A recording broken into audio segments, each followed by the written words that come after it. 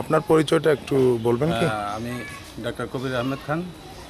আমি সহকারী রিপার পদে নির্বাচন করছি 10 সালে এবং 14 সালে রিভার ওয়ার্ড পিন্টুর প্যানেলে।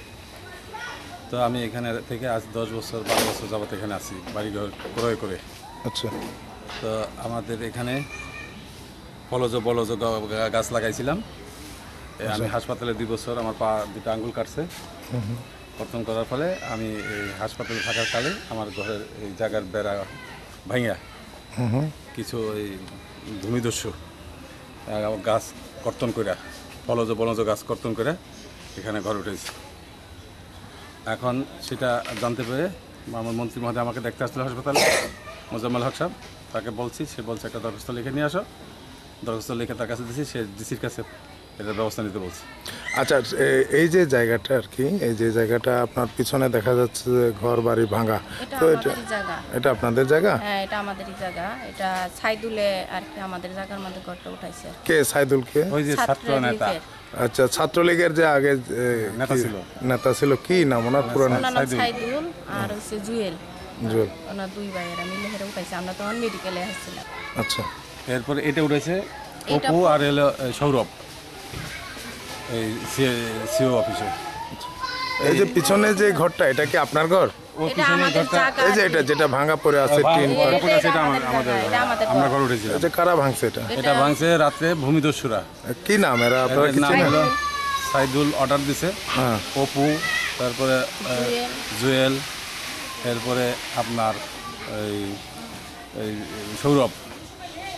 ও বলে মানবাধিকারের কর্মী। মানব অধিকার ক্ষুণ্ণ করে মানব অধিকার কর্মী কি করে হয়? যাই হোক, এখন তারা এই জায়গা দখল করে, সরকারি জায়গা বেচে লাখ লাখ টাকা এরা হাতায় নেয়। না পায় সরকার, না পায় রাষ্ট্র, না পায় আপনার পার্টি। আমি একজন সৈয়দ আশরাফ সাহেবের স্বাক্ষরিত একজন আওয়ামী লীগের সদস্য এবং আওয়ামী মুক্তিযোদ্ধা লীগের আমি একজন জেলা কমিটির সদস্য।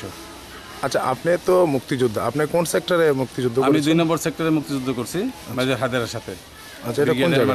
এটা কোন জায়গায় এই সেক্টরটা? সেক্টরটা আপনার আগরতলা, ত্রিপুরা রাজ্যে হ্যাঁ, মেলাঘরে আমাদের হেডকোয়ার্টার ছিল। আচ্ছা, আপনার যে গ্যাজেটভুক্ত যে মুক্তিযোদ্ধা, আপনি কি তাদের মধ্যে একজন? জি। আচ্ছা, আপনার গ্যাজেট নাম্বারটা একটু বলবেন? আমার গ্যাজেট নাম্বার তো গ্যাজেটের মধ্যে আছে। আচ্ছা, তো এখন নাম্বার দেখে বলতে হইব। গ্যাজেট আছে, আমার ভারতীয় তালিকা আছে, বাংলাদেশ মুক্তিযোদ্ধা কল্যাণের যেটা আছে সেটার নাম্বার হলো 1 নম্বর বই, ক্রমিক নম্বর আপনার 7686 মনে হয়। আমার বাংলাদেশে সাময়িক সনদ নাম্বার, সনদপত্র আছে, লাল বই, লাল মুক্তিবাতার নাম আছে আমার, সবটাই আছে। আচ্ছা, এখানে একটা বিষয় আপনার সাথে একটু আমি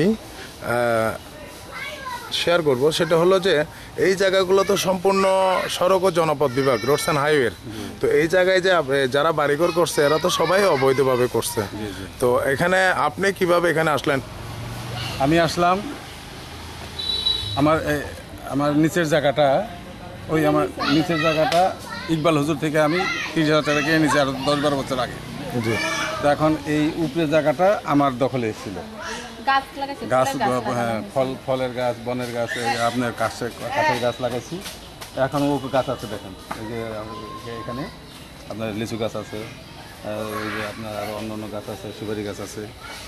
তো সেই গাছগুলো আরও এখানে প্রায় 10টা গাছ কাটছে। কাইটা এক একটা গাছের দাম 10,000 করে ধরলে 1 লক্ষ টাকার উপরে গাছ কাটছে, বুঝছেন?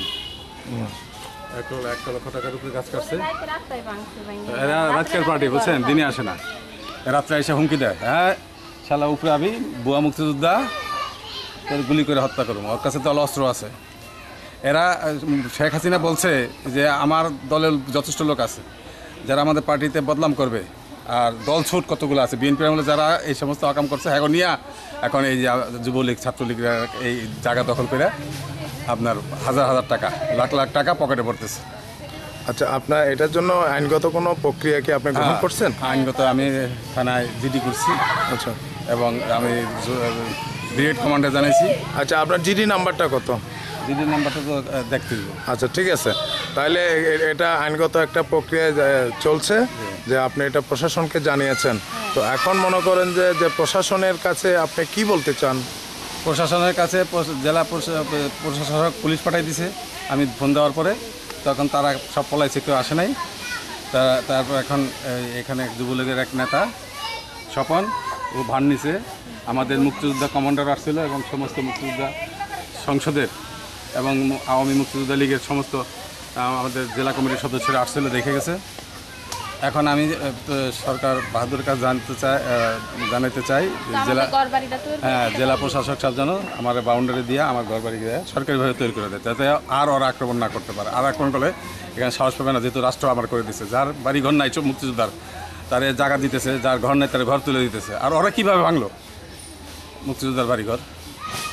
আচ্ছা ঠিক আছে, এটা আপনি একজন মুক্তিযোদ্ধা, আপনি দেশের সর্বকালের সর্বশ্রেষ্ঠ সন্তান। এটা অত্যন্ত দুঃখজনক ঘটনা। তো আপনাকে ধন্যবাদ জানাচ্ছি। আপনাকেও ধন্যবাদ আমার এই